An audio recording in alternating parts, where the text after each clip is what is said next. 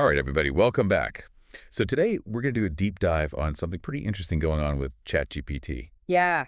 Remember that AI chatbot we talked about a little while ago? Oh, absolutely. Well, turns out OpenAI, they're the company behind it, they actually removed some warning messages Oh, really? that used to pop up whenever you were asking it for, let's say, something a little edgier. Yeah. Like what kind of stuff? Well, things that might be a little bit controversial, and it really makes you think, right? Like, on the one hand, they're giving users more freedom to explore different topics. I see. But then, of course, there's that question Right. of potential misuse. So it's a bit of a tightrope walk. Oh, for sure. So that's what we're going to be unpacking today in this deep dive. Right. So to kind of set the stage, can you take us back a bit and maybe paint a picture of what ChatGPT was like before OpenAI made this change? Okay, so imagine you're asking ChatGPT about, let's say, dealing with anxiety. Yeah. You might have gotten a warning message popping up. Or say you're writing a story and there's, a scene with some violence. Right. Even if it's fictional. Yeah. You could get a warning for that too. Wow. So it was really sensitive to stuff like mental health, anything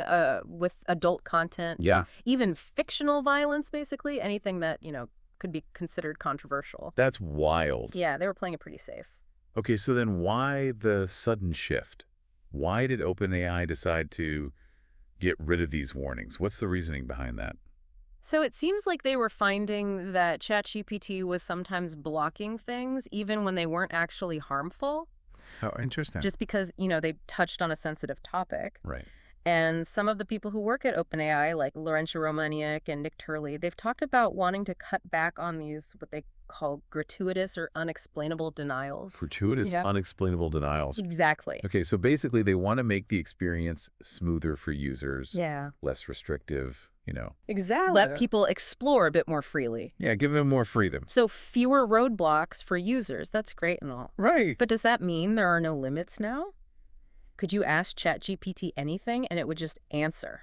Well, not quite. Not anything. Right. There are still some boundaries in place. Gotcha. For example, you're not going to get it to start, like, endorsing conspiracy theories or anything like that. Yeah. Still going to refuse to answer stuff that's blatantly false. Right. Or just, objectionable.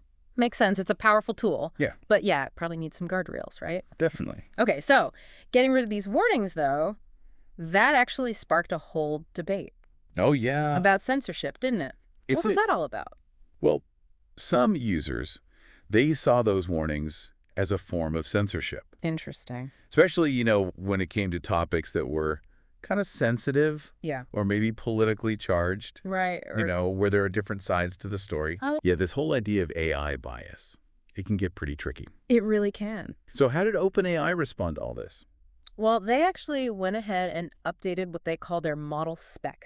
Model spec. Yeah, think of it like their rule book for ChatGPT. Okay. And they made it clear that they don't want their AI models to shy away from sensitive topics or exclude certain points of view. So they're trying to address those concerns about censorship head on. Yeah, exactly. They want to make sure all sides are heard. Okay, so it seems like they're trying to strike a balance here. Definitely. Give users more freedom, but also make sure that the AI is being developed responsibly. Right. But there's this other kind of interesting detail that came up. Oh, what's that? About how user experiences have actually been changing. Really? Even with this change. I hadn't heard that. Yeah, it's a little strange, right? Yeah. Because an OpenAI spokesperson actually said that this change, removing the warnings, shouldn't affect how the model responds. But at the same time, you've got these user reports saying that things are different. That's weird. So it's a bit of a head scratcher. Definitely. Makes you wonder what's really going on behind the scenes. Yeah, what's really happening with these responses. Exactly. So OpenAI, they're walking this tightrope, right? Yeah. Trying to give users more freedom, but also ensure that the AI is being developed responsibly. It's a test balance. For sure. For sure. And it really raises a lot of questions about how we interact with AI, where the lines should be drawn. Absolutely. It makes you think. Yeah. Right? Yeah. Like, as these AI assistants become more and more sophisticated, who ultimately gets to decide what's off limits? Yeah. Who makes that call?